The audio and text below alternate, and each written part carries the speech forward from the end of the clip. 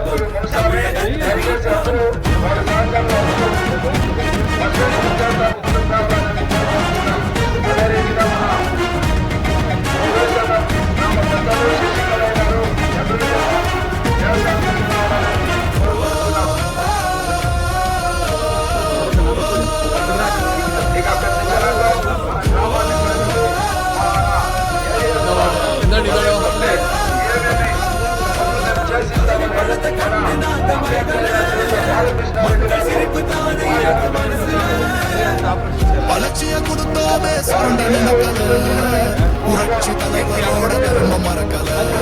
கீழடி தொடங்குனது, ஊழல் அடங்குனது, போதைய ஒதுக்குனது, கல்வியில கேட்குனது, குடிமரமத்து நாயகனும் இருந்த மனுஷனானே.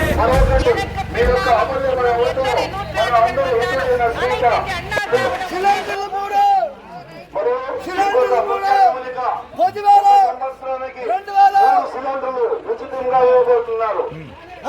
మన గ్రామాన్ని గురించి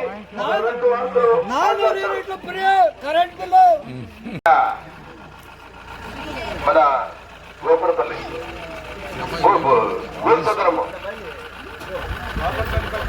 గోలసంద్రం ఓటరు మహాశైలరా, అక్క చెల్లెలరా, అన్నదమ్ములరా, మీకందరికీ నా యొక్క నమస్కారములు.